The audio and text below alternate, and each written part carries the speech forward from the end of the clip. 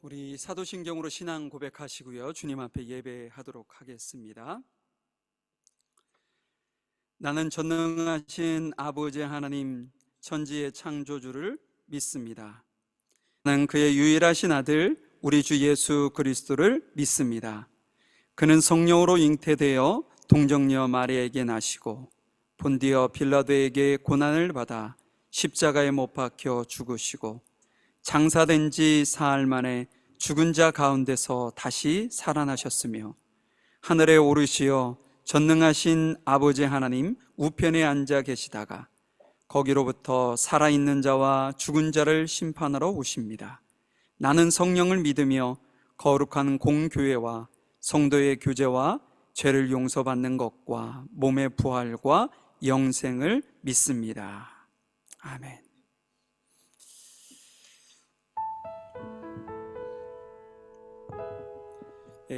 첫 곡이 주 은혜임을이라는 찬양과요, 두 번째 곡이 비전이라는 찬양입니다. 그 찬양을 두 곡을 좀 이어서 찬양을 좀 하셨으면 좋겠어요.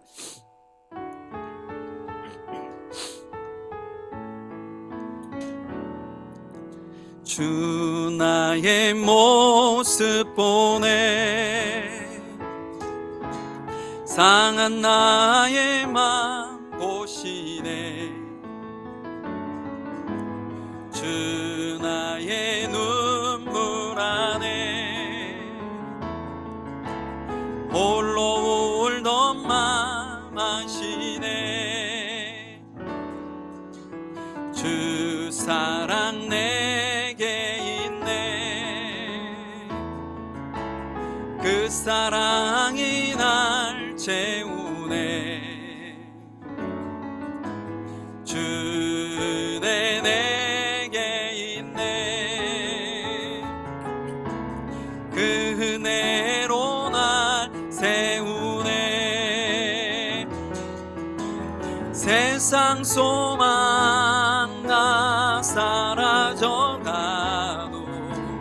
주의 사랑은 끝이 없으니 살아가는 이 모든 순간이 주의 힘을 나는 믿네. 다시 한번 찬양합니다. 주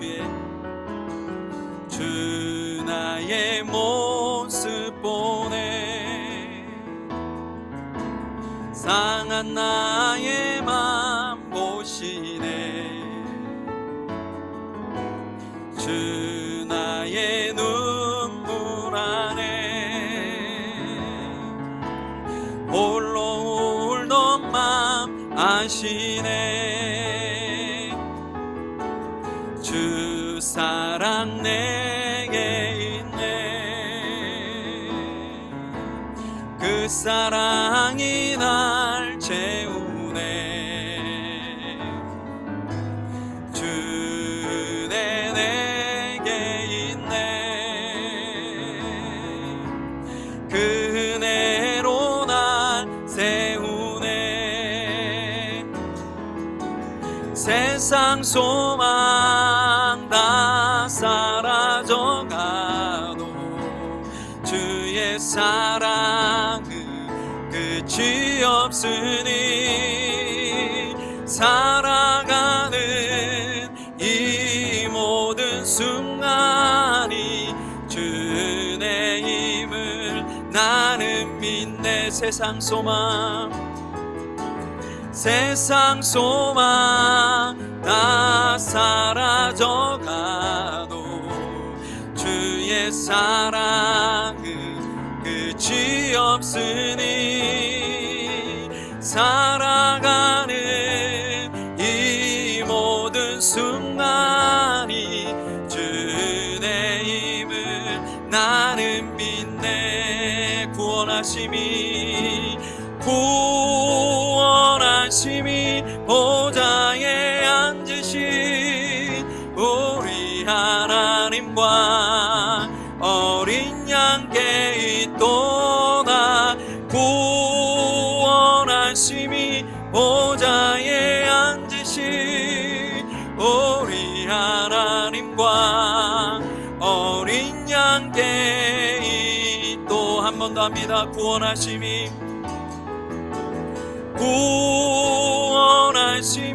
보좌에 앉으신 우리 하나님과 어린 양께 있도다.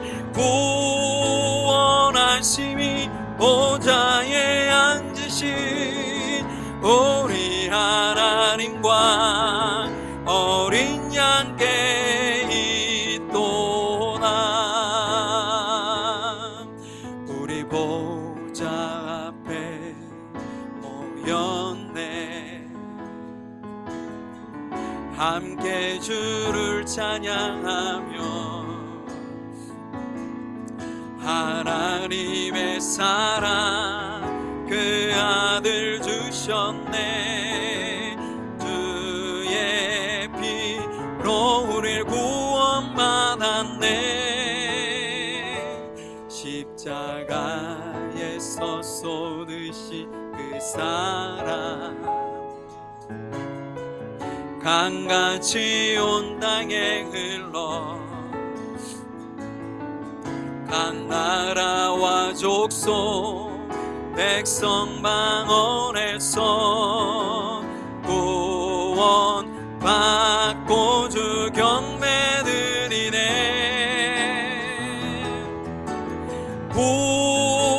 구원하심이 보좌에 앉으신 우리 하나님과 어린 양께 있도다.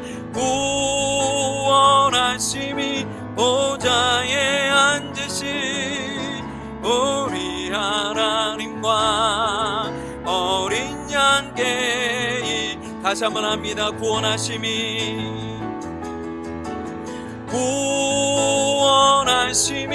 보좌에 앉으신 우리 하나님과 어린 양께 있도다. 구원하심이 보좌에 앉으신 우리 하나님과 어린 양께 있도다.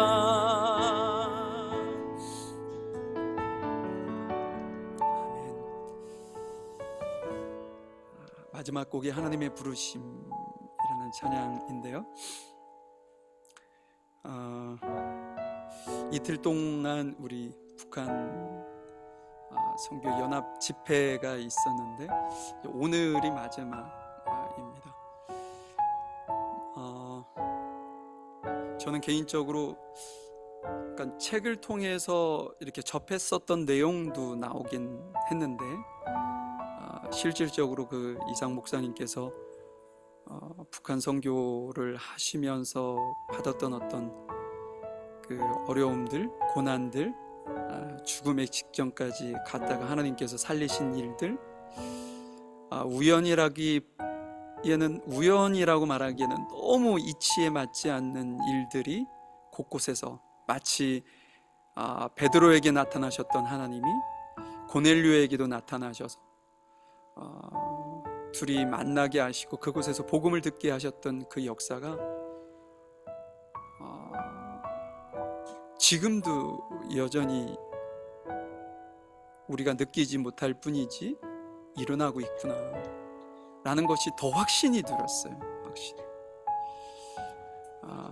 지금 우리의 삶을 주님께서 그렇게 이끌어 가시리라 믿습니다. 그러니까 그분은 하나님께서 지금 그 모습으로 부르셨을 거예요. 그러니까 우리 나름대로 지금 이 순간 이 자리에 하나님께서 우리를 부르신 거죠. 그 부르심에 내가 어떻게 반응하고 그 부르심 앞에 내가 어떻게 내 자신을 들여서 하나님의 마음을 내 마음에 품고 사는지, 그것이 중요한 것이죠. 마지막 곡 이 찬양 부르시고서요, 날 부르신 하나님의 뜻과 그 생각, 우리가 생각하는 그것보다 훨씬 더 광대하신 하나님의 그 계획하심을 여러분들이 아시고, 나는 연약하니까 그냥 이곳에서 이렇게 신앙생활하고 하면 끝나지 이런 생각하지 마시고 하나님께서 여러분들에게 가지시고 품으신 그 뜻이 너무나도 큽니다. 그것을 확신하시고 주님 앞에 응답하는 그런 시간이 되었으면 좋겠어요. 오늘 주님 앞에 불러드렸던 그 가사를 생각하시며 되뇌이시면서 주님께도 올려드리고, 마지막 곡, 하나님 주님께서 저를 부르셨는데 주님께서 저를 부르신 그 부름에 내가 기꺼이 합당한 주님의 뜻을 이루는 삶이 될 수 있도록 저를 좀 도와주십시오. 이러한 기도와 우리 물가의 심기운교회가 동일한 사명을 잘 감당할 수 있는 교회가 되기 위해서 함께 기도하는 시간 갖도록 하겠습니다.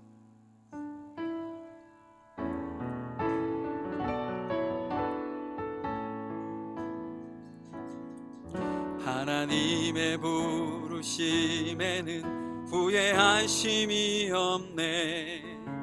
내가 이 자리에 선 것도 주의 부르심이라. 하나님의 부르심에는 결코 실수가 없네. 나를 부르신 하나님의 신실하심을 믿네. 날 부르신 뜻 내 생각보다 크고, 날 향한 계획 난 증량 못하나, 가장 좋은 길로, 가장 완전한 길로 오늘도 날 이끄심 믿네. 작은 나를 부르신 뜻을 나는 알 수 없지만, 난 나와 순종으로 주의 길을 가리라.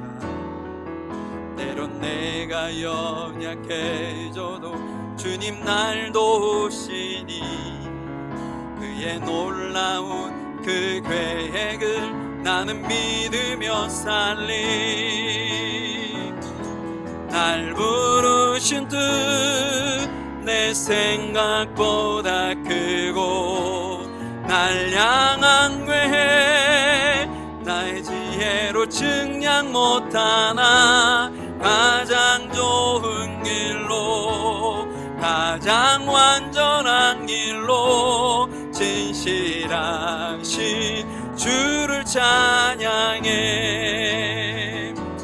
날 부르신 뜻 내 생각보다 크고, 날 향한 계획 나의 지혜로 증량 못하나, 가장 좋은 길로, 가장 완전한 길로 신실하신 주를 찬양. 한 번 더 찬양합니다. 날 부르신 뜻 내 생각보다 크고, 날 향한 계획 나의 지혜로 증량 못하나, 가장 좋은 길로, 가장 완전한 길로 신실하신 주를 합심하여 통성으로 기도하겠습니다. 날 부르신 뜻 내 생각보다 크고, 날 향한 계획 나의 지혜로 증량 못하나, 가장 좋은 길로, 가장 완전한 길로 신실하신 주를 찬양해. 날 부르신 뜻 내 생각보다 크고, 날 향한 계획 나의 지혜로 증량 못하나, 가장 좋은 길로, 가장 완전한 길로 오늘도 날 이끄심 믿네. 하나님 감사합니다. 저희들을 선한 길로, 주님의 뜻하신 길로 늘 선하게 인도하시는 그 하나님을 신뢰하고 의지하며 이 시간 주 앞에 나온 우리 귀한 성도들이 주님을 만나고 경험하는 귀하고 복된 시간이 될 수 있도록 이 시간을 축복해 주옵소서. 예수님의 이름으로 기도하였습니다. 아멘. 우리 제동술 장로님 나오셔서 저희들을 대표해서 기도 인도해 주시겠습니다. 창조주 하나님 아버지, 지난 한 주간도 자연재해와 전쟁과 질병, 굶주림, 각종 사건 사고로부터 보호해 주시고 공중권세 잡은 어둠의 세력과 많은 세상적인 유혹으로부터 우리를 지켜주셔서 예배의 자리로 발길을 인도해 주시니 참으로 감사를 드립니다. 주님께서는 사람을 주님 형상대로 지으시고 한 사람 한 사람을 주님 앞에 단독적인 주체자로 세우기 위해 각자에게 고유한 지문을 주셔서 우리 각자의 손길이 닿는 곳마다 남은 지문을 하늘나라 창고에 차곡차곡 쌓아 주실 줄로 믿습니다. 우리의 손길이 주님의 손길을 대신하여 작은 일이라도 주님 사랑을 실천함으로써 우리의 믿음은 점점 자라고 많은 사람이 믿고 주께로 돌아올 수 있도록 인도해 주시기를 기도드립니다. 교회 청년부, 유아부는 물론 유엘이 이르기까지 주님께서 고유한 개인 지문을 주셨음을 깊이 인식하여 성장해감에 따라 부모에 대한 의존도와 자식에 대한 간신도를 점점 줄여갈 수 있도록 성령님께서 도와주셔서 18세가 될 때는 스스로 앞길을 개척해 나가며 사람 구실을 제대로 할 수 있는 창의적인 성인으로 성장케 도와주시기를 간절히 기도드립니다. 기름 부어 세우신 오강영 담임 목사님께 영육간의 강건함을 더해 주셔서 준비된 말씀이 가감없이 선포되어 전하고자 하는 메시지가 한 심령 한 심령에 잘 새겨지기를 기도드립니다. 예배를 돕는 손길마다 풍성한 은혜로 채워주시기를 바라며 예수님 이름으로 감사하며 기도드렸습니다.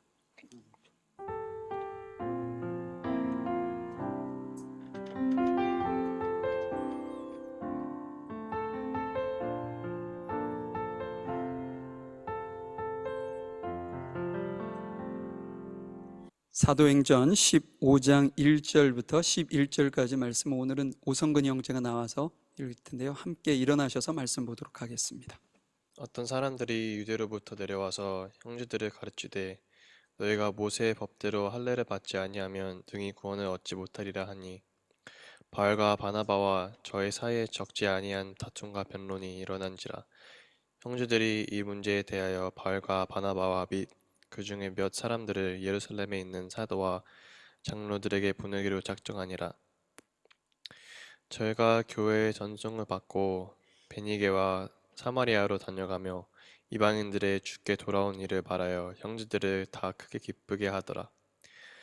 예루살렘에 이르러 교회와 사도와 장로들에게 영접을 받고 하나님이 자기들과 함께 계셔 행하신 모든 일을 말하매 바리새파 중에 믿는 어떤 사람들이 일어나 말하되 이방인에게 할례 주고 모세의 율법을 지켜라 명하는 것이 마땅하다 하니라.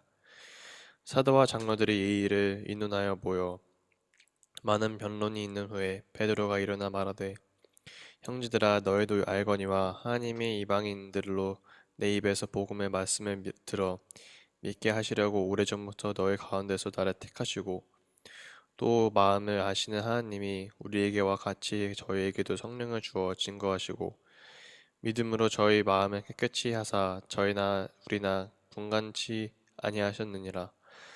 그런데 지금 너희가 어찌하여 하나님을 시험하여 우리 조상과 우리도 능히 매지 못하던 멍에를 제자들의 목에 두려느냐. 우리가 저희와 동일하게 주 예수의 은혜로 구원받는 줄을 믿노라 하니라. 잠시 주일학교를 위해서 함께 기도할까요? 하나님 감사합니다. 저희들에게 귀한 자녀들을 허락해 주시고 하나님의 말씀으로 어릴 때부터 양육하고 교육할 수 있는 은혜를 주시는 애 너무나도 감사합니다. 저희들에게 맡겨진 사명을 잘 감당할 수 있도록 우리 교회를 축복해 주시고, 또한 우리 귀한 자녀들이 지혜와 지식과 총명과 명철의 신을 그들에게 부어주셔서 세상 학문뿐 아니라 하나님의 귀한 말씀을 잘 깨달아 주께서 원하시는 그러한 귀한 일꾼들로 세상 속에 소금과 빛의 역할을 다할 수 있는 그러한 인재들로 성장할 수 있도록 하나님께서 은혜를 베풀어 주시기를 원합니다. 이를 위하여 세운 교사들에게 지혜를 주시고, 학업으로 또 일로 여러 가지 힘들고 어려운 상황 속에 헌신하는 저희들의 수고가 헛되지 않도록 하나님께서 크신 은혜와 축복으로 함께해 주시기를 원합니다. 함께 하시고 인도하시는 주님께 감사하며 예수님의 이름으로 기도하였습니다. 아멘. 오늘 말씀을 가지고, 그러니까 우리가 이제 사도행전을 쭉 이어서 여러분들이 주중에도 묵상을 하시고 또 이렇게 뭐 영상을 통해서 음원을 통해서 말씀을 계속 이렇게 들어오시기 때문에 흐름을 쭉 이해하실 거라고 생각이 됩니다. 이제 안디옥 교회의 어떤 그 이방인 교회가 세워진 이후에 실은 안디옥 교회에 여러 가지 어려움이 생기게 됩니다. 그러니까 예루살렘 교회도 마찬가지였죠. 예루살렘 교회가 생긴 이후에 저희들이 앞에 서서 많이 살펴보았지만 여러 가지 교회에 문제가 생겼어요.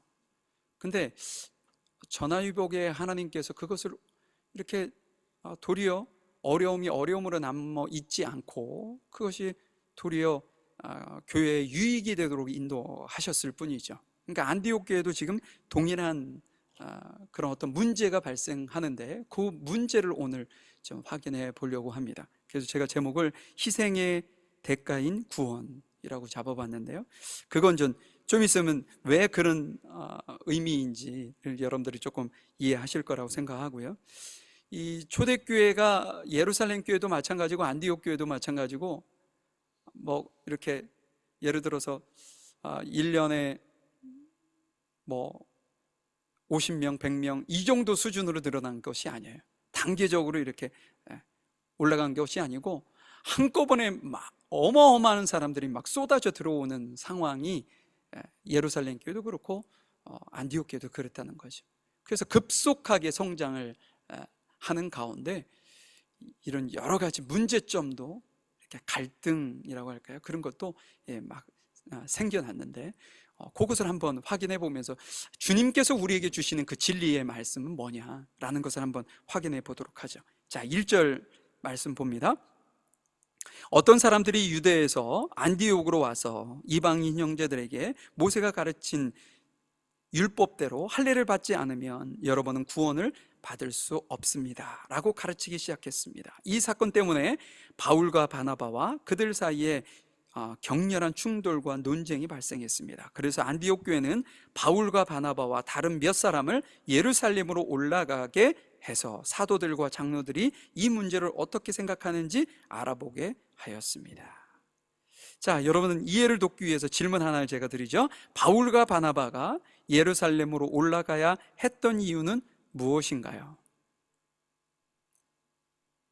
제가 여러분들을 너무 수준을 낮게 봐서 이런 질문을 드리는 것이 아니고 여러분들이 충분히 이해할 수 있고 그렇지만 한번 이 질문에 여러분들이 오늘 말씀에서 그냥 생각으로 답해 보시라는 겁니다.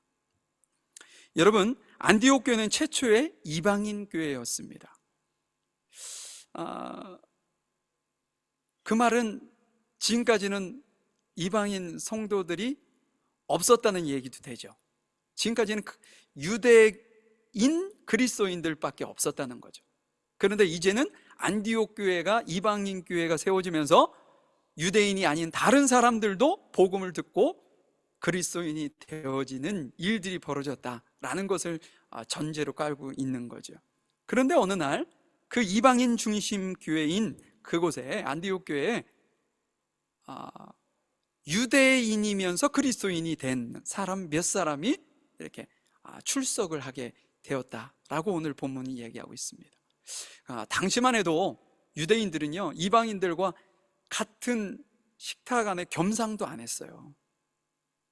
그런데 유대인들이 중심이 아니고 이방인들이 중심인 교회에, 그것도 유대인으로서 그곳에 참여한다는 것은 굉장한 용기나 아니면 결단이 아니면 참여할 수 없는 상황인 거죠. 어떻게 보면 안디옥 교회도 이것을 굉장히 크게 의미를 부여하고 지켜보았을 수도 있습니다. 그런데 이건 긍정적인 부분이고, 근데 그들이 신생교회의 성도들보다 먼저 예수님을 믿었던 것 같아요. 그러니까 그곳에 와서 무슨 일을 하냐면 성도들을 가르치기 시작합니다. 어떤 가르침을 가르쳤느냐? 오늘 본문에 보니까 이방인들은 할례를 받지 않으면 구원을 받을 수 없으니 먼저 할례를 받아라. 지금 급하다, 이런 느낌으로 성도들을 가르치게 된 거죠. 실은 그들이 이방인 교회에 출석한 것이 다른 목적이 있었던 것으로 저는 보여집니다. 오늘 말씀을 통해서 느껴지는 것이, 그들이 이방인들이 복음을 들어 예수님을 믿는 것이 너무나도 불편했어요. 그런데 그건 어쩔 수 없는 상황이 돼버렸어요. 그러면 우리가 따르고 믿고 있는 것을 그들에게 시켜야 되겠다라고 생각해서 의도적으로 유대인이면서 이방인 교회인 안디옥 교회를 출석한 것으로 보입니다. 그래서 그들에게, 야, 예수님만 믿으면 안 되는 거야, 할례를 받아, 우리처럼. 이렇게 된 거죠.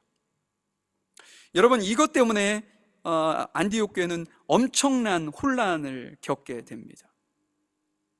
이것이 왜 그러면 문제냐라는 거예요. 그들이 얘기한 것이 할례 받을 수 있지. 할례라는 것이 구약시대는 뭐였나요? 하나님의 백성과 이방인을 구별하는 방법이었어요. 그러니까는 그것이 그렇게 나쁘지도 않고 건강상으로도 좋은 거예요. 할 수 있지, 이렇게 생각하실 수도 있지만 그러지 않습니다. 그들이 그렇게 주장한 이유가 뭐냐면, 예수님을 믿어도 할례를 받지 않으면 구원받지 못한다는 얘기는, 예수님 믿고 플러스 유대교로 개종하지 않으면 아무리 예수님을 너네들이 잘 믿어도 구원받지 못해 라고 얘기하는 거예요. 그들을 어디로요? 유대교로 개종시키려고 하는 의도가 깔린 거죠. 이것이 문제였던 것입니다. 그래서 이 시급한 문제를 빨리 해결하기 위해서 리더십들이 바울과 바나바 그리고 몇 소수를 예루살렘으로 보내서 사도들과 장로들은 이 일을 어떻게 얘기하는지 듣고 오라고 문제 해결을 위해서 지금 보내는 장면이죠. 근데 여러분들 이렇게 생각하실 수도 있어요. 아니, 안디옥 교회 스스로는 해결 못하나? 성경도 있을 텐데 성경에서 어떻게 얘기하시는지 보면 알지, 이렇게 생각하실 수 있지만, 그 당시에는 우리가 지금 가지고 다니는 이런 정경화된 66권의 성경이 없었습니다. 구약 성경을 두루마리로 접어서, 그것도 아무나 가지고 있을 수 있는 것도 아니고, 회당이나 그런 곳에 보관되어져 있고 안식일에나 이렇게 볼 수 있었던 그 두루마리로 되어져 있는 성경이 전부였어요. 그러면 구약 성경이 몇 권이죠? 39권이죠. 그죠? 예. 신약 성경은요? 27권이죠. 여러분들 다 아시면서 입을 꾹 다물고 계시는 거 다 알아야죠. 예.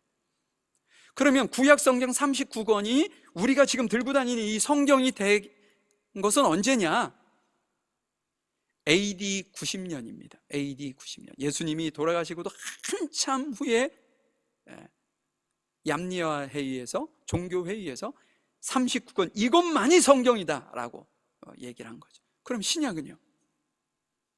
예수님이 오시는 그 순간부터 기록되어져 있는 성경은 언제냐? 그로부터 거의 300년이 지난 397년경에 카르타 종교회의에서 신약성경 27권이 정경화됩니다.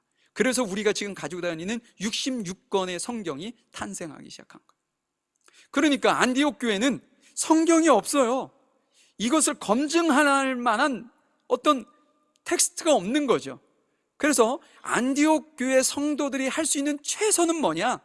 예수님 앞에 직접 말씀을 배운 사도들 그리고 장로들에게 가서 이 사실을 물어보고 해결책을 얻는 것이 최선이었던 거예요. 그래서 바로 예루살렘으로 보낸 것이죠. 4절 말씀을 볼까요? 4절에 보니까 그들이 예루살렘에 이르자 사도들과 장로들과 온 교회가 그들을 환영했습니다. 그들은 하나님께서 그들을 통해 일하신 모든 것을 보고했습니다. 그런데 바리새파에 속해 있다가 신자가 된 사람들 중에 이방인들도 할례를 받아야 하며 모세의 율법을 지켜야 합니다 라고 주장하는 사람들이 있었습니다. 여러분, 바울은 안디옥 교회 성도들의 이렇게 배웅을 받아서 예루살렘으로 올라가서 그것을 보고했을 때 그들은 1차적으로는 너무나도 환영을 했어요.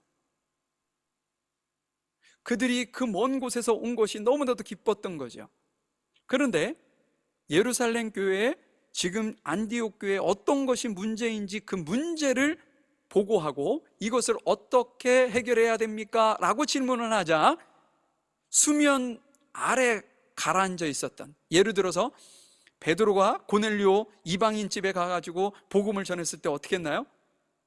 베드로가 예루살렘으로 올라오니까 막 유대인들이 너가 어떤 제정신이냐, 이방인 집에 가가지고 그들과 함께 겸상을 하고 그들과 함께 자고 그들에게 복음을 전할, 이게 네 제정신이냐 막 공격을 했을 때 하나님께서 하신 일을 이야기하잖아요.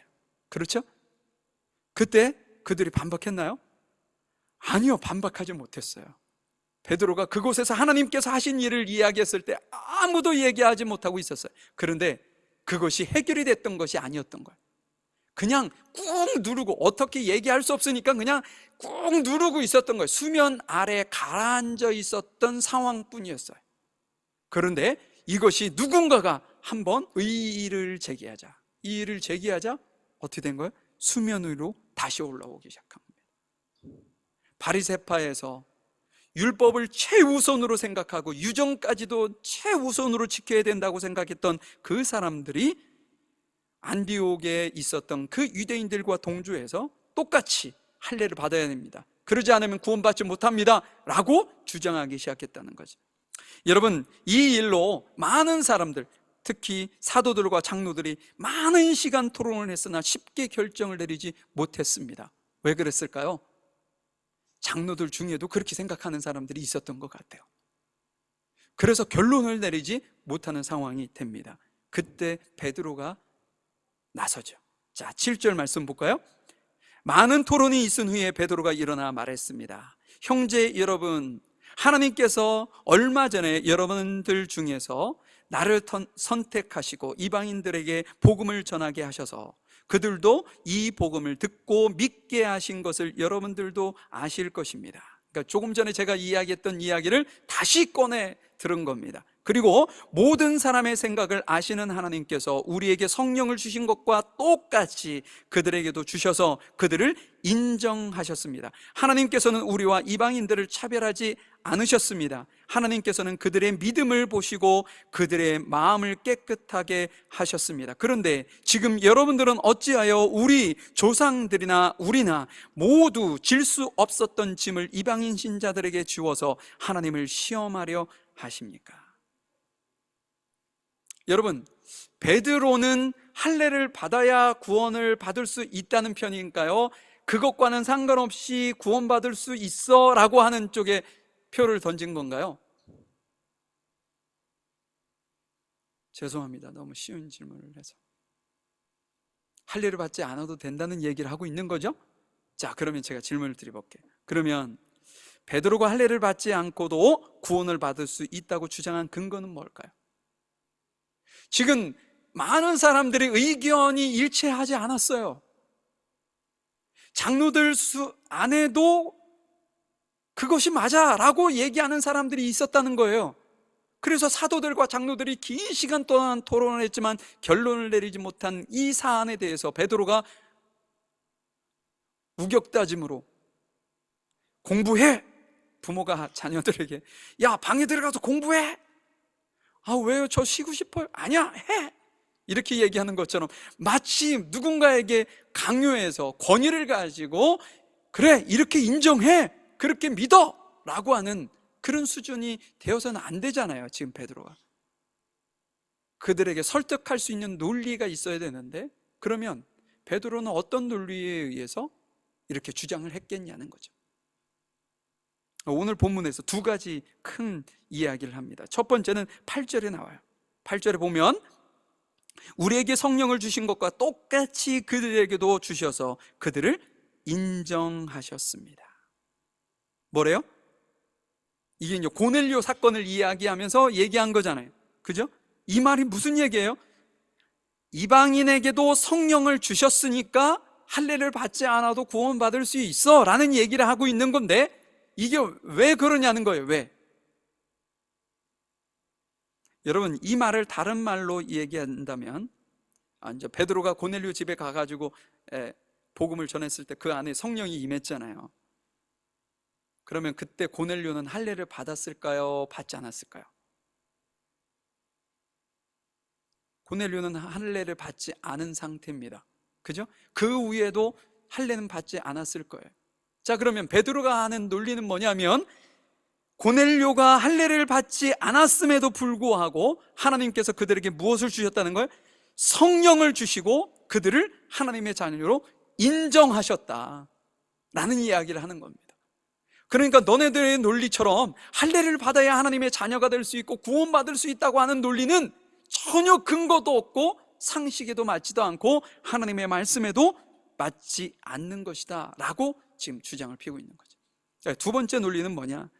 9절에 보면 하나님께서는 우리와 이방인들을 차별하지 않으셨습니다.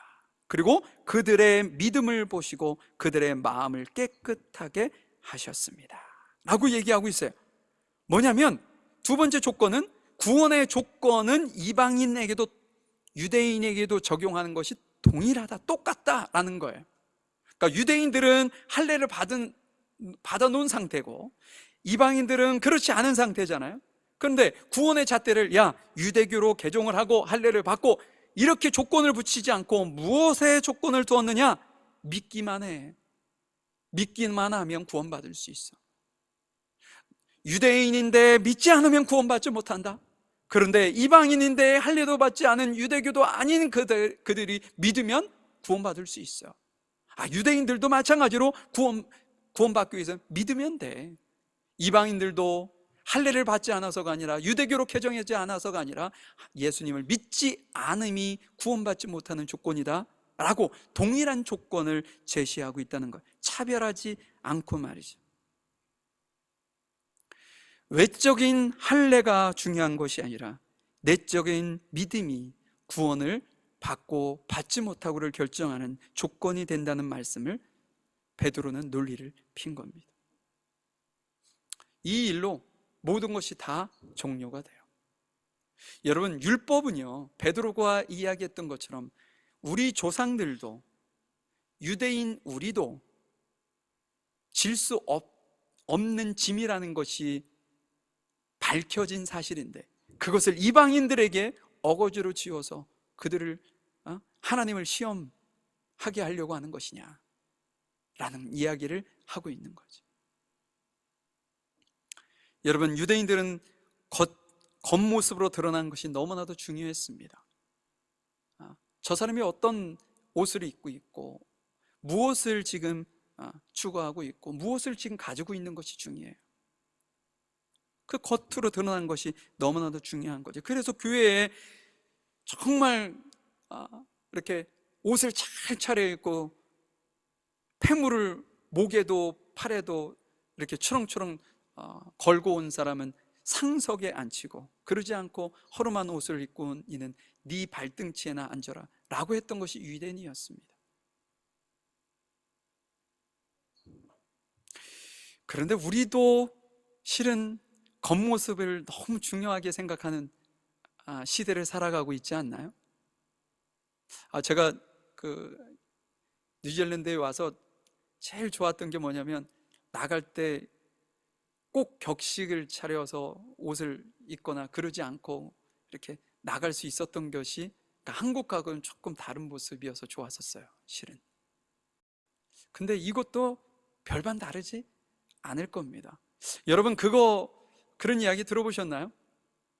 요즘 젊은 아이들이, 한국의 젊은 아이들이 집 없고 뭐 직업이 변변치 않아도 뭐는 타야 돼요? 외제차는 타야 된답니다. 그래서 외제차를 활부로 해서 자기 벌이의 뭐 50% 이상을 활부금으로 내도 먹지 못하고 누추한 곳에서 살아도 차는 좋은 차를 끌어야 된다는 생각을 가지고 산다는 거예요. 왜 그럴까요? 내가 어떤 차를 타고 다니냐에 따라 누군가가 나를 달리 볼 거라는 기대감을 가지고 있는 거죠. 백화점이나 유명 브랜드샵 안에 여러분 밤새도록 줄을 서고 그 문이 열려질 때를 기다리기 위해서 밤새도록 줄을 서고, 심지어는 돈을 몇십만 원씩 줘서 사람을 사서 대신 줄을 서게 하고, 돈 있는 사람은 왜요? 문이 열리는 순간 자기가 사고 싶은 유명 브랜드의 똥 같은 거 있잖아요. 그런 거 살려고 뛰는 거죠. 뛰어서 먼저 선점하기 위해서. 왜 그럴까요? 아이들이 신발에도 완전히 꽂혀 있어요. 한정판으로 이렇게 되어 있는 신발들, 유명 신발들. 이 전 세계에 이거 몇 개밖에 없어. 근데 내가 그걸 가지고 있네? 이 시대가 단편적으로 보여주는 이 시대상 아니겠습니까? 겉으로 드러난 것이 내가 어떤 차를 끌고 어떤 사이즈의 집에서 살고 있고, 내가 어떤 브랜드의 고급 브랜드의 옷을 입고 있고, 내가 얼마나 고급진 음식을 먹고 있느냐가 남들이 볼 때는 나를 평가한다라고 착각하고 있는 거죠. 착각입니다. 겉모습으로 드러난 건 착각이에요. 사무엘상 16장 7절 말씀에 보면 하나님께서도 이런 어떤 인간의 본성이라고 할까요? 그것을 지적한 것이 있습니다. 7절에 보면, 그러나 여호와께서 사무엘에게 말씀하셨습니다. 엘리압의 멋있는 모습과 키 큰 모습을 보지 마라. 나는 엘리압을 뽑지 않았다. 내가 보는 것은 사람이 보는 것과 같지 않다. 사람은 겉모양을 보지만 나 여호와는 마음을 본다. 여러분, 이새의 자녀들은 7명의 아들이 있었습니다. 근데 지금 사무엘이 왜 이삭의 집에 찾아왔냐면, 사울이 범죄해서 이제 하나님께서 그를 버리시고 새로운 왕을 세우기를 원하세요. 그래서 사무엘에게 이새의 집으로 가봐. 그곳에 내가 준비해 놓은 어떤 사람이 있다. 그곳에 가서 이새에게 아들이 몇 명입니까? 7명입니다. 아들을 다 부르십시오. 그랬더니 집 안으로 불려들인 아들이 6명이었어요. 7명인데 1명은 없었던 거죠. 7명인데 지금 오늘 본문에 나오는 엘리압은 첫째 아들이에요. 근데 뭐라고 돼요? 멋있는 모습과 키 큰 모습, 겉으로 흠잡을 것이 없는 사람이었던 것 같아요. 그때 그 모습을 본 사무엘이 사울의 뒤를 이어서 이스라엘을 다스릴 만한 충분한 인재가 여기 있구나 라고 생각해서 그에게 기름을 부을까요? 라고 했더니 하나님께서 아니, 나는 그를 선택하지도 않았고 내가 보는 것은 사람들이 보는 것처럼 겉모습을 보지 아니하고 나는 마음 중심을 본다. 6명이 다 지나갔습니다. 아들이 더 없습니까? 있습니다. 볼품없는 아들이 지금 들에서 양을 지키고 있습니다. 그를 불러오십시오. 그를 보는 순간 하나님께서 다윗은 나의 마음에 합한 자다. 그가 나의 뜻을 이룰 것이다. 하나님께서는 다윗이 키가 작았던 것 같아요. 그리고 볼품도 별로 없었던 것 같습니다. 그러나 그 마음 중심에 뭐가 있었어요? 하나님에 대한 절대적인 신뢰, 주를 향한 그 불타는 열정, 여호와 하나님을 온전하게 섬기려고 했던 그 뜨거운 열정을 하나님께서 보셨던 것 같아요. 그래서 저 아이가 내 마음에 아파다. 여러분, 하나님께서는 겉모습을 보지 아니하시고 중심을 보십니다. 우리도 실은 이방인이었죠. 우리가 만약에 하나님께서 겉모습을 보는 분이었다면 전 세계에 있는 재벌들만 정말 180 이상 190 막 이렇게 190 좀 너무 크다. 예, 그런 사람들만 구원받을 수 있겠죠. 그런데 연약하고 볼품없고 가진 것 없는 우리에게도 하나님께서는 겉이 아니라 심중에 나를 향한 믿음이 있는지를 보시고 구원해 주셨으니 이게 얼마나 큰 은혜입니까? 지금 베드로가 그 얘기를 하고 있는 거야. 야, 너네들이 아무리 유대인이고 율법을 많이 지키고 잘 지켰다 해도 그것 때문에 너네들이 구원받은 것이 아니라 너네들이 예수님을 믿는 그 믿음 때문에 나나 너나 구원받은 거야. 근데 이방인 앞에서 유대인이라고 껍치지 마. 죄송합니다, 전문 용어가 갑자기 나왔어. 껍치지 마, 설치지 마, 이렇게 얘기했던 거죠. 11절 말씀 볼게요. 우리는 그들과 마찬가지로 주 예수님의 은혜로 구원을 받는다는 사실을 믿습니다. 이게 이제 결론인 거죠. 결론. 마지막 질문, 우리는 그러면 어떻게 구원을 받을 수 있습니까? 전적으로 하나님의 은혜로 구원을 받습니다. 우리가 잘 무엇인가 해서, 내가 무엇인가 많이 하나님께 드려서 그것이 아니에요. 우리가 부족하고 우리가 연약해도 우리의 믿음만을 보시고 하나님께서 사랑하시고 우리에게 은혜를 베푸셔서 죽음에서 생명으로 우리를 옮기신 겁니다. 그러면 앞에 제가 뭔가 잘하고 많이 드리고 헌신하고 봉사하고 막 이래서 우리가 구원받은 것이 아니라고. 그런데 우리가 구원받고 나면 이것이 뒤로 가요. 구원받고 난 이후에는 열심히 하게 되어 있어요. 열정을 가지게 되어 있어요. 그러니까 구원받은 그 은혜가 너무나도 감사해서 하나님 앞에 나 자신까지도 드릴 수 있게 되는 헌신이 있게 되는 겁니다. 저는 이번에 강사로 오셨던 그 이상 목사님이 어떤 고초를 당했는지 저는 모르고 있었어요, 실은. 근데 어제 그 내용이 나오더라고요. 본인이 이제 중국에 갔는데 중국 호텔에서 공안들에게 잡혀가지고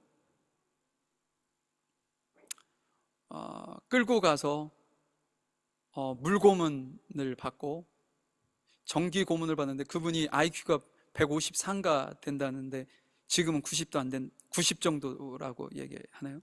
그때 있던 충격 때문에 몸 상태가 안 좋아졌던 거죠. 정기 고문을 하고 그 다음에는 뭐 냉동인가 뭔가 고문을 하고, 그래서 스스로는 설 수도 없고 몸을 가눌 수도 없고 완전 기절하고 졸도하고 막 이거 반복하는 그런 고문을 당했다는 거예요. 근데 그가 고문을 당하러 갈 때 어떤 여인이 막 비명을 지르면서 고문을 당하고 있는 여인의 소리를 들었었답니다. 그래서 그 고문이 다 끝났는데도 다행히 살아나셔서 그 자신을 고문했던 사람이 호텔로 이렇게 데려오는데 맨 마지막에 자신을 정말 가장 심하게 고문했던 그 사람이 부축해서 이렇게 호텔 방으로 가는 도중에 그 사람이 그렇게 물었다는 거예요. 내가 지금까지 수많은 목회자와 신앙인들을 고문했는데 당신은 조금 달랐는데 어찌 그럴 수 있었느냐. 그분이 고문당할 때 찬양을 했던 것 같아요. 그걸 그 사람이 이상하게 생각해서 왜 당신은 웃으며 찬양을 할 수 있었냐고.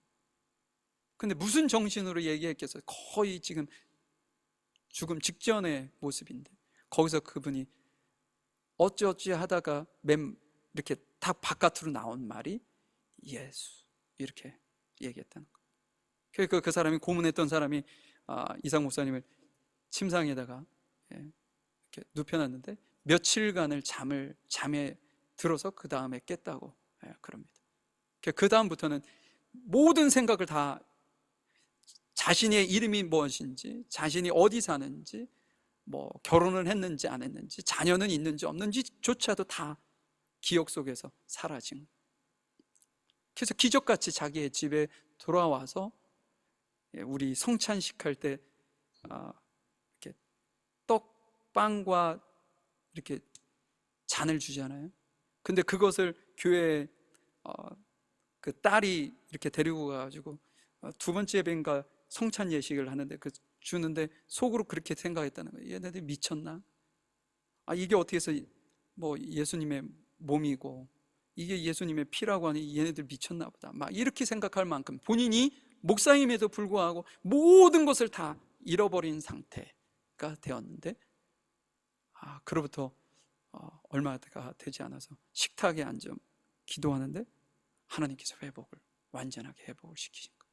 그래서 예전의 생각이 다 돌아오고 본인이 누군지도 알게 되었고, 그 하나님께서 다시 그곳을 가라고, 제가 정확하게 기억이 나지 않는데 여러분들 어제 들으신 분들은 아실 수 있으니까, 근데 정확하진 않은데 10년이라고 들었던 것 같아요. 10년 후에 다시 하나님께서 그곳을 가라고, 못 간다고. 그래서 3년간을 버티다가 나는 그 사람을 그곳에 갈 수 없는 이유가 나는 그들을 용서할 수 없기 때문에 난 갈 수 없다. 나를 얼마나 고문을 했는데 내가 거기서 얼마나 힘들었으면 나도 모르게 구석에서 변을 보고 딱딱하게 얼어붙은 그 변을 내 입에다 대면서 먹으라고 했던, 내가 내 스스로 내 똥까지 먹었던 내가 어떻게 그들을 용서할 수 있겠냐? 난 용서할 수 없다. 그때 들려온 음성이 그거라잖아요. 내가 너를 위해 죽은 것이 헛되었구나. 나는 너네들을 용서하기 위해서 내가 십자가에 죽었는데 너는 그들을 용서하지 못하고 있구나. 그 말씀에 이끌려서 그곳을 갔다는 거 아닙니까? 근데 제가 이제 이 이야기를 하는 이유가, 그곳을 가서 길을 걷는데 어떤 여성과 남성이 반대편에서 이렇게 걸어와서 스치고 지나갔다는 거예요. 근데 다시 여성이 돌아와서 자기 옆에 걸어가면서 목사님 맞으시죠? 깜짝 놀라서 누구냐고, 저 모르시겠어요? 모릅니다. 당신이 고문을 당할 때 그쪽에서 비명소리를 질렀던 그 여자가 접니다. 그리고 그 당시에 고문을 엄청나게 받았던 남자 기억하시나요? 알죠? 제가 그를 어떻게 잊을 수 있겠습니까? 저 반대편에 서 있는 사람이 그 사람입니다.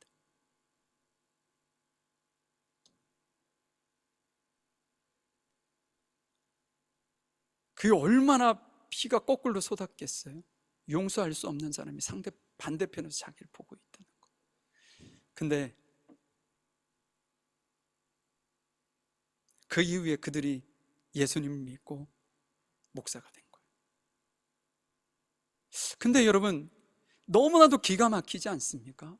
10년 후에 그분이 그곳에 오고 다시 가고, 또 그분들이 그런 세월을 지낸 이후에 거기서 어떻게 만날 수가 있냐는 거예요. 사람 사는 것이 한두 명도 되지 않는데, 이것이 하나님의 은혜이고, 또한 그 이상 목사님의 그 고난이, 그러니까 그분의 말입니다. 왜 그 인간을 목사를 만들기 위해서 왜 내가 그 죽음 직전까지 갔어야 되냐는 거죠. 그냥 하실 수 있지 않냐고, 나는 뭐냐고, 이렇게까지. 여러분, 누구 한 사람의 희생이 한 사람을 하나님의 사람으로 만드는 기회가 되었습니다. 그것도 공산당을 그렇게 만드신 거예요. 제가 무슨 이야기를 드리려고 하는 거냐면, 여러분, 우리가 믿음으로 구원받고 그것이 은혜로 구원받는다고 이렇게 말씀을 전하다 보니까 어떤 일이 벌어지냐면, 구원을 너무 쉽게 생각하는 거예요. 구원받은 것이 너무 쉬워요.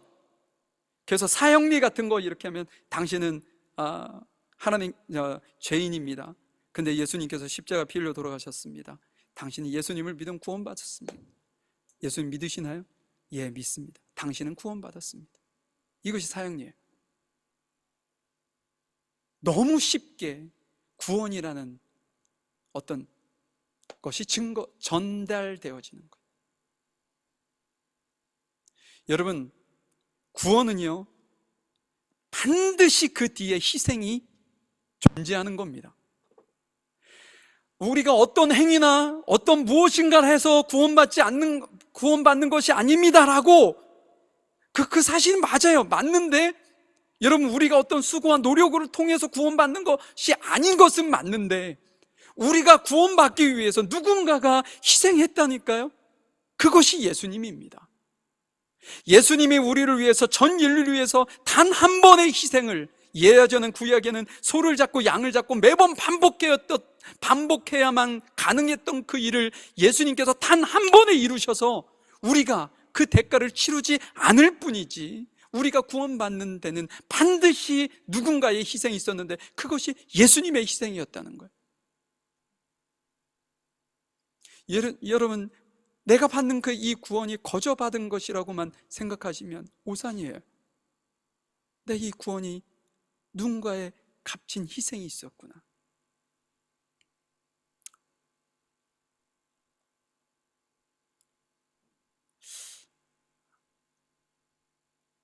시간이 없으니까 제 원고에는 있는데 빼겠습니다. 여러분들 구원, 그러니까 영상을 보시면 훨씬 더 감동 있게 여러분들이 전달해 드릴 수 있으니까 그거 한번 꼭 좀 들어보셨으면 좋겠어요. 시간을 조금 내셔서. 1시간도 채 안 돼요, 설교가. 그런데 지금 우리는 이렇게 편하게 신앙생활을 하고 있지만 우리가 인지하지 못하는 어느 공간 안에서는요, 이 믿음 때문에 사람들이 죽어가고 있단 말이에요. 죽어가고. 여러분들도 기사를 이렇게 보셨을 수도 있어요. 예전에 김일성 시절에 평양과 개성 간 고속도로를 놓은 일이 있었다고요. 근데 그때 굴삭기로 이렇게 땅을 파야 될 거 아닙니까? 이렇게 땅을 파고 있는데 어느 날 갑자기 어느 공간에서는 쑥 꺼지는 거예요. 봤더니 사람들이 굴을 파고 그곳에서 19년간을 살았다는 거 아닙니까? 거기에 목사님, 김태웅 목사님인가 와 19명의 성도들이 그곳에서 19년간을 버티다가 우연찮게 굴삭기를 파는데 거기가 무너져가지고 거기 다 잡혀서 다 죽임을 당했어요. 근데 그곳에서 태어난 아이들 중에 13살, 14살 아이가 있었다는 거 아닙니까? 그러면 그 굴 안에서 19년간 살다가 거기서 아이가 낳은 거예요. 그래서 19년간을 버티다가 그렇게 된. 근데 그 아이가 막 죽지 않으려고 얼마나 바둥바둥 했겠어요. 그 목 이렇게 탁 걸리는 순간 본능적으로 손을 탁 이렇게 잡지 않겠습니까? 근데 엄마가 지금 하나님 만나러 가는 거야. 곱게 가. 그 이야기를 듣고 곧 보자 라는 소리에 손을 놓고 19명의 사람이 그곳에서 그렇게 됐다는 거 아닙니까? 그러니까 저는 이 기사를 예전에 제가 읽었던 기억이 나는데 이번에 또 그 말씀을 하시더라고요. 여러분, 근데 그 9명의 희생이 헛되지 않았어요. 이상 목사님이 중국에도 예수쟁이가 있다는 것을 확인시켜주기 위해서 누군가 하나님께서 한 사람을 소개를 시켜줬는데 그것이 17세 소년이었는데 1972년생. 근데 그분이 태어나신 것이 1972년에 그 사건이 있었는데 그 해 거기서 태어난 사람을 만나게 해주신 거예요. 그러면서 그 이야기를 그에게 해줬다는 거예요. 그곳에 그가 어떻게 복음을 들었겠어요? 그 소년이. 이 성경에도 전하는 이가 없이 어떻게 듣겠냐 라고 말씀하시잖아요. 그 누군가가 19명이 거기서 순교는 당했지만 그 19명 말고도 다른 숨겨져 있는 그리스도인들이 있었던 거예요. 그래서 그 그리스도인들을 통해서 그에게 전달이 됐던 거예요. 그가 2년 전까지도 살았답니다. 그런데 2년 전까지도 계속 돌보고 그랬는데, 예전에 목사님 기억나실지 모르겠지만 거기에 목사님 한 분이 억류돼 있다가 풀려난 일이 있었잖아요. 근데 그분이 살기 위해 본인이 아는 기독교인 명단을 썼는데, 그 명단에 그 당시에 17세였고 나이가 많이 들었겠죠. 몇 년 전까지니까 50대가 된 자녀를 가진 그 사람의 이름이 나온 거예요. 그래서 그 사람이 2년 전에 죽임을 당한 거예요. 여러분, 그분에게 복음이 증거되어지기 위해서는 누군가의 희생이 있었어요. 예수님의 희생뿐 아니라 믿음의 선배들의 희생이 있어서 그들이 예수님을 믿게 된 겁니다. 우리도 마찬가지입니다. 조선 땅에 복음이 어떻게 들어올 수 있겠어요? 근데 토마스라는 선교사가 와서 제대로 사역도 해보지 못하고 성경책만 남기고 죽었어요. 순교의 그 피가 시간이 흘러 우리에게 온 거죠. 우리 조선 땅은 전적으로 복음을 들어야 되는 그런 나라였어요. 그런데 불과 160년 만에 우리는 전 세계에 선교사를 어마어마하게 파송하는 나라가 되었습니다. 누군가 희생이 있었던 거예요. 우리가 이렇게 편안하게 믿을 수 있었던 것이 누군가의 희생이 있었습니다. 여러분들이 이거 잊지 마시고 꼭 기억하시고, 구원을 위한, 제가 여러분들에게 성경 세 구절을 소개를 해드리려고 했었는데 그냥 간단하게 제가 그것만 얘기하고 마치도록 할게요. 로마서 10장 9절, 그러니까 우리가 구원이라는 것을 생각했을 때 여러분들이 꼭 기억해야 되는 세 구절입니다. 이건 명심하시고 기억하셔야 돼요. 로마서 10장 9절에 보면 여러분이 만일 여러분의 입으로 예수님은 주님이십니다 라고 고백하고 또 마음으로 하나님께서 그리스도를 죽은 자 가운데서 다시 살리신 것을 믿으면 여러분은 구원을 얻은 것입니다. 구원의 단 하나의 조건 뭐예요? 믿음입니다. 믿음. 다른 거 필요 없어요. 믿음이에요. 내가 예수님을 믿느냐 믿지 않느냐가 나를 구원하느냐 구원받지 못하느냐를 결정할 수 있다. 두 번째는 디도서 3장 5절은 우리는 우리의 올바른 행동을 통해서가 아니라 하나님의 은혜로 구원을 받았습니다. 그분은 우리를 깨끗하게 씻어 새로운 사람이 되게 하시고 성령으로 새롭게 하셨습니다. 우리가 믿음을 통해서 구원을 받는다고 했죠. 근데 그 믿음을 통해서 구원받는 것은 전적으로 하나님의 은혜라는 거예요. 받을 수 없는 사람에게 주시는 은혜, 그것이 하나님의 사랑이고 자비 아닙니까? 그래서 두 번째, 첫 번째는 믿음, 두 번째는 은혜예요. 이 두 가지 단어를 여러분들이 잊으시면 안 된다는 거예요. 자, 마지막으로 세 번째, 한 단어가 더 있어요. 뭐냐? 요한복음 3장 16절입니다. 이와 같이 하나님께서 세상을 사랑하여 독생자를 주셨다. 이는 누구든지 그의 아들을 믿는 사람을 멸망하지 않고 영생을 얻게 하려 하심이라. 여러분, 구원을 하는데 믿음, 은혜만 있어서는 안 된다는 거예요. 뭐냐? 희생이 반드시 있다는 것을 생각하고 계셔야 된다는 거예요. 내가 지금 믿고 있는 것이, 내가 이렇게 신앙을 갖고 하나님을 나의 구주로 믿고 하나님의 자녀로서의 삶을 사는데 분명히 누군가의 희생이 있었구나. 이것이 없이 믿음과 은혜로만 생각을 하면 방종이 돼요. 방종. 누군가가 희생이 있었구나. 여러분의 자녀들이 나중에 나의 엄마, 아빠가 믿음 안에서 희생적인 삶을 나에게 보내주시고 나에게 복음을 전해줘서 내가 믿음을 갖게 되었어 라는 고백이 나올 수 있도록 여러분이 신앙적 믿음 안에서 자녀들에게 희생이 필요한 거예요. 믿음, 은혜, 희생, 이 세 가지는 꼭 기억하시고 여러분들의 주님 오시는 날까지 신앙생활 하시면서 승리하실 수 있기를 바랍니다. 잠시 기도하겠습니다.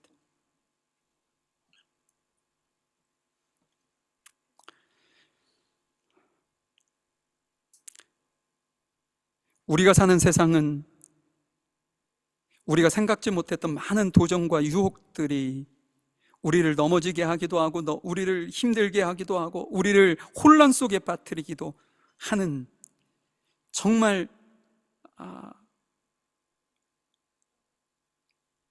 어떤 혼란스러운 시대를 저희들이 살아가고 있습니다. 하나님, 이런 상황 속에서 저희들이 늘 진리 되신 주님을 믿고 그 말씀을 통해 우리가 온전히 주님 앞에 회복되어지고 승리하는 삶을 저희들이 살아갈 수 있도록 인도해 주옵소서. 주님께서 우리를 구원하신 것이 전적으로 주님의 은혜임을 저희들이 고백합니다. 그러나 거기서 끝나지 아니하고 예수님께서 나를 위해 피 흘려 돌아가셨다는 그 희생을 잊지 않고 기억해서 그 하나님 앞에 감사하여 내 삶을 드리고, 그 은혜가 너무나도 감사해서 하나님 앞에 헌신하고, 그 은혜가 너무나도 감사해서 주님, 저를 통해서 주께서 이루시려 하시는 그 뜻이 무엇입니까? 라고 되물을 수 있는 그런 우리 모두가 되어질 수 있도록 인도해 주시옵소서. 함께 하신 주님의 은혜 감사합니다. 예수님의 이름으로 기도하였습니다. 아멘. 죄송합니다. 제가 조금 흥분했나 봐요. 시간이 조금 지났는데 죄송합니다. 410장, 새찬송은 310장, 하나님의 은혜로 1절하고 4절만 찬양할게요. 제가 1, 2, 4절 이렇게 준비해놨는데 1절하고 4절만 찬양하고 준비하신 예물 드리도록 하겠습니다.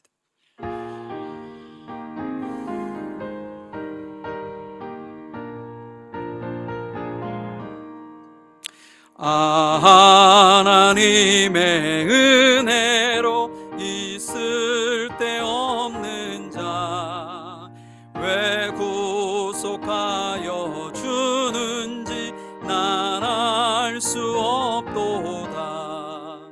내가 믿고 또 의지함은 내 모든 형편 아시는 주님 늘 보호해 주실 것을 나는 확실히 아네. 주 언제 강림하실지 혹밤에 혹낮에